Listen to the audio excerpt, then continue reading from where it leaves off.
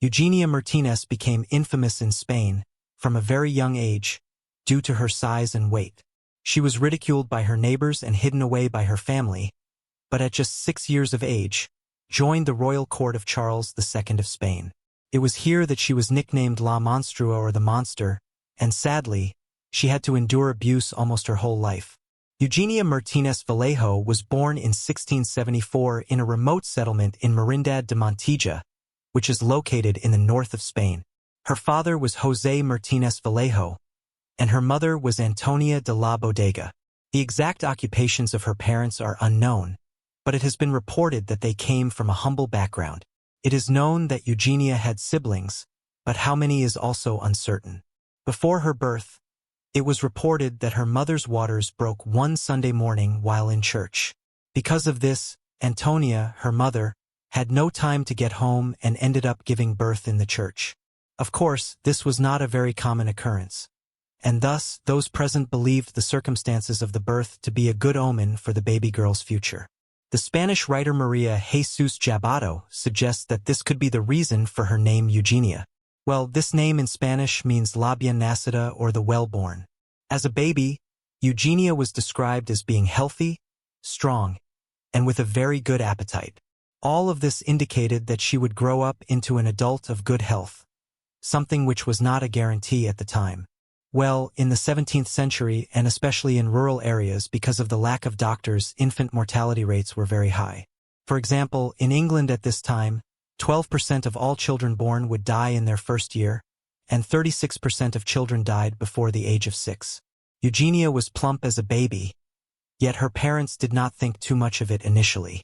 Well, at the time, medical and social standards favored girls and women who were slightly more robust, as it was a sign of fertility, and in some cases, wealth. Thus, her parents likely believed it probably was not something to fret about. However, as she got older, things got more worrying. Little Eugenia started to grow very fast in comparison to other infants. It was said that Eugenia looked like she was 12 years old, even before her first birthday. Although this was more than likely an exaggeration, when she was just 1, she already weighed around 20 kilos, and as time passed, she kept growing at an alarming rate. Meanwhile, her siblings grew normally like most other children, and because of this, her parents sought out a physician in order to help them with their daughter's weight problems. As a result, Eugenia was put on a strict diet. Yet, even this was not enough to remedy the situation. As time went by, Eugenia grew larger, and because of this, she was repeatedly made fun of by her neighbors. Due to this treatment, her parents tried to hide her from the local residents by keeping her inside the house, so she would not have to endure the harassment she constantly faced in the outside world. In spite of this, word of the giant girl quickly spread to nearby towns and villages, and so, strangers would frequently approach the house in an attempt to get a glimpse of her and mock her appearance. By the time she was 6, it is said that she weighed around 65 kilos, and as a result of the constant bullying she endured, she spent most of her time confined to her room, where nobody could see her. However, she would soon change, as it was not long until she was invited to join Charles II's royal court in Madrid. One day, when she was just 6 years old, a messenger from the royal family knocked on the family door, asking if Eugenia could be taken before the Spanish king, Charles II, also known as the Bewitched. Her story had spread so far throughout the Spanish countryside that it even reached the ears of Charles II, who was very intrigued by this mysteriously large girl. Of course, her parents were at first uneasy by this, but they were in no position to refuse. It is unclear whether or not they knew the exact reasons for their visit to the capital. Perhaps they believed they would find a cure for their daughter, but sadly, this was not the case. In 1680, at just 6 years old, Eugenia was taken to the royal court with her parents. Once here, the royal tailor did not take long to make Eugenia a dress, as was required to be presented before the king. It was said that Charles II was fascinated by her appearance and quickly suggested to her parents that she be taken care of and become part of the royal court, which they promptly accepted. A chronicler of the period, called one Cabezas, published a pamphlet about her arrival at court, writing that the wonders of nature had arrived at the royal palace in the form of a giant girl named Eugenia Martínez.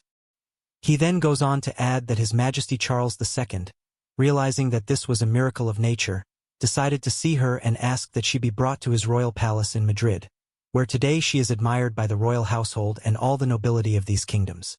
Although at first glance it seems that the king was inviting Eugenia into the palace out of goodwill and generosity, there was another reason for this. Since the medieval times, it had been a popular tradition in European courts to keep all sorts of entertaining characters around.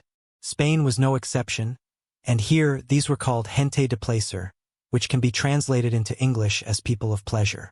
It is said that Charles II was very generous with Eugenia, and she was promptly included within this group. These entertainers of sorts consisted of a variety of characters, including jesters, dwarfs, people with deformities, and even the insane. The king and other members at court liked to keep these people around in order to have fun. The king especially enjoyed their company, albeit in order to ridicule them. Charles II did not delay in exhibiting her in parties at the palace.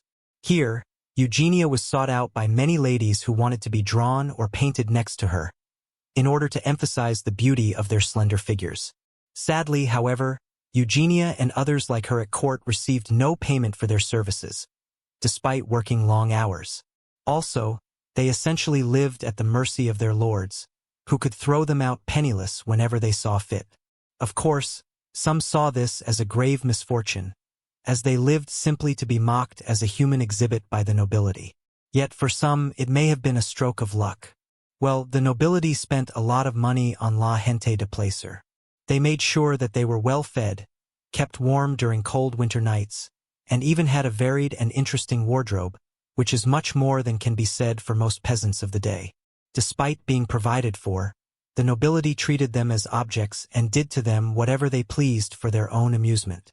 In fact, Charles's father, Philip IV of Spain, is recorded to have had around 110 court dwarfs. This was not all for his own amusement, because much of the nobility also kept dwarfs in order to reinforce the idea of perfection and the superiority of the ruling dynasty. What makes Eugenia stand out from others at court was the fact that two renowned portraits of her were commissioned by the king. These were painted by artist Juan Carreño de Miranda, who was appointed court painter to the Queen in 1671.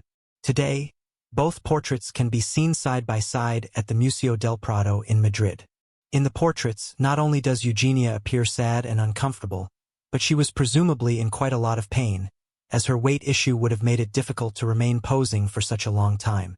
At court, she was exhibited as a curiosity or a freak because of her size, and these paintings are a testament to this, as they are named La Monstrua Vestida and La Monstrua Desnuda, meaning the monster clothed and the monster undressed.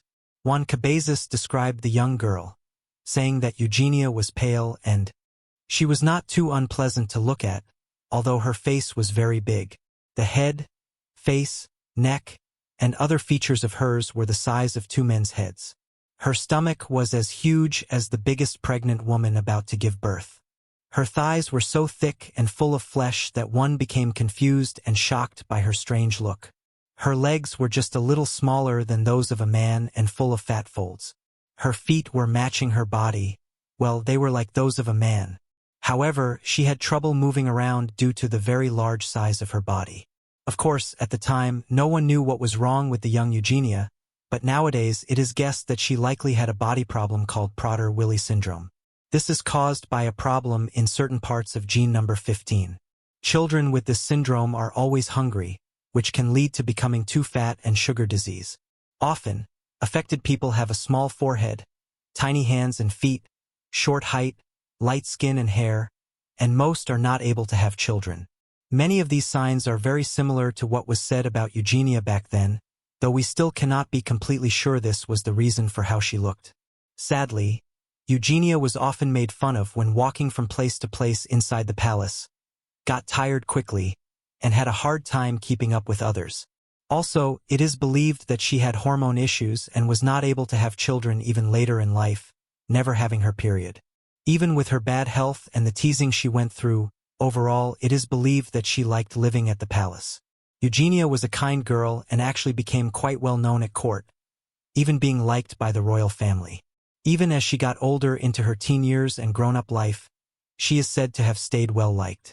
Eugenia Martínez Vallejo died in 1699, around the age of 24. She lived her whole life in the court after being brought in when she was 6. The place where her body was buried and the exact reason she died are not known, though it was likely because of the health problems she had. Many years later, in 1997, the city of Aviles in Spain asked for a statue of Eugenia Martínez to be made to honor the artist who painted her, Carreño de Miranda. The statue shows his most famous painting La Monstrua Vestida, which was made out of metal by the Spanish art maker Amado González Javia. The statue stands on the street that is named after him, in the fishermen's area of Sabogo.